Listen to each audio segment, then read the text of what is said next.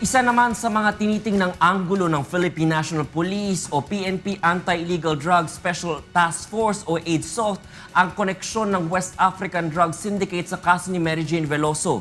At upang ibigay sa atin ang detalye sa ulat na yan, kasama natin sa studio ang ating senior correspondent na si Lea Ilagan. Lea, good evening. Good evening sa iyo, Atty. Reg. Tama ka dyan. Pinaghihinalaan nga na ang West African Drug Syndicate o yung WADS ang nasa likod ng mahigit 2 kilo ng heroin na nahuli kay Mary Jane Veloso sa Indonesia Airport. Ayon yan kay PNP AIDSOT Chief of Staff Police Senior Superintendent Andy Suwan, ang West African Drug Syndicate lamang ang may estilo, Atty. Reg, na gumagamit ng mga drug mule sa kanilang mga operasyon. Pakinggan natin ang tinig ni Police Senior Superintendent Andy Suwan. Karamihan naman yan, hindi na kailangan pumunta ng Pilipinas eh. Yung mga Pilipino na nasa abroad, like Malaysia, Singapore, kung saan-saan sila, meron na silang naging kaibigan ng mga member ng West African. O, pumunta ka dito, mag-recruit ka ng mga Pilipino na pwede natin tulungan. Yun na sila ang magiging biktima.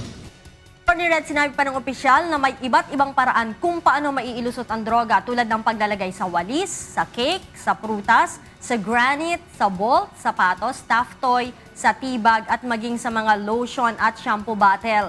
Ngunit ang estilo ng WADS ay ipalulon o ilagay sa luggage saka ipabitbit yung droga sa kanilang mga recruits. At sinabi pa ni Suwan, Atty. Reg, karamihan nga sa mga recruits ay mga overseas Filipino workers na pinangangakuan ng trabaho sa ibang bansa, kung saan ipapadala ang maleta na may lamang droga, kapalit yan ng $500 hanggang $5,000 base sa dami ng droga. Ipinaliwanag pa ng opisyal na karamihan sa biktima ng WADS ay mga probinsyana na naghihikahos sa buhay. Pakinggan mo din natin ang sinabi ni Colonel Suwan. One of the reason talaga is economic. Karamihan dyan. Pag tinignan mo yung profile ng mga drug courier, most of them are, parang may family problem. Single mom, may mga anak. Ito, ani, ay posibleng nangyari kay Mary Jane Veloso kung saan ipinadala sa kanya ng grupo ni Maria Cristina Serio ang luggage na may lamang 2.6 kilos ng heroin.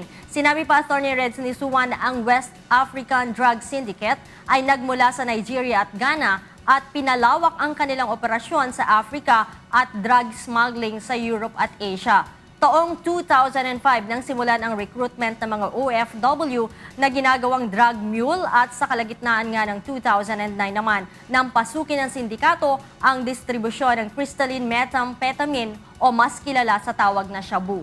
Palala, Atty. Reg, ng AIDSOT sa publiko, magsilbing aral ang nangyari kay Mary Jane Veloso. Kilalanin at wag basta-basta daw magtitiwala sa mga recruiter at iwasan din ang magbitbit na mga padala kahit na galing yon sa mga kakilala nila, Atty. Reg. Lea, nasabi ba kanina ng PNP AIDSOT kung gaano nakalawak ang operasyon nitong WADS na to dito sa Pilipinas? Doon sa sinasabi niya, more than 10 years na sila dito. At ang kasamaan pa nito, Atty. Reg, hindi sila gumagamit ng tunay na pangalan. So, mahirap matrace ito. Malawak na nga dahil ginagamit yung mga Pilipino sa ibang bansa, yung may mga kakilala, sila ang inuutusan na mag-recruit dito sa ating bansa. Ano naman ang ginagawa ng PNP AIDSOT tsaka ng mga iba pang ahensya ng gobyerno para maiwasan itong mga gantong modus operandi ng mga grupong ganito? Tuloy-tuloy, Atty. Reg, yung kampanya ng PNP AIDSOT, maging ng PIDEA, at ngayon nga nakatutok din dyan ang NBI sa kaso naman ni Veloso. Bumuo sila ng grupo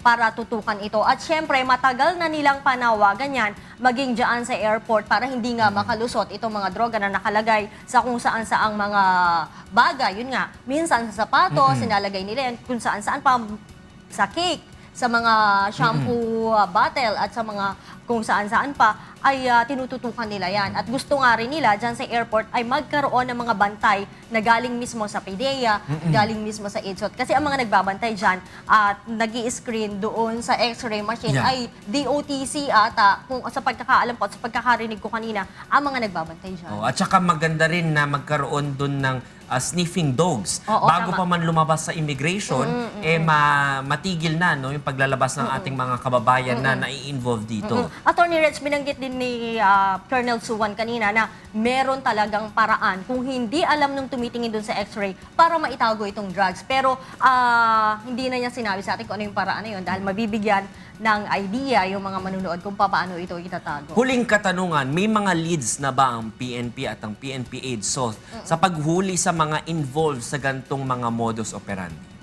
Sa mga nahuhuli naman nila, Attorney Reg, pinapalawak nila yung kanilang intelligence gathering. Alam na nila so far yung mga style, kaya marami din silang nahuhuli. Pero aminado sila na mahihirapan sila dito sa West African Drug Syndicate dahil nga hindi sila gumagamit ng pangalan at ang ginagamit nila ay yung mga Pinay din. So, hindi maauugat kung sino yung puno nito. Dahil tulad nung nangyari kay Mary Jane Veloso, di ba? Pagdating niya dun sa Malaysia, meron na siyang hotel, binigay na sa kanya yung kanyang luggage ng isa nagngangalang Ike. Ike lang. Hindi, so, putol na hanggang dun lang. Maraming salamat, Leia Ilagan, para sa ulat na yan.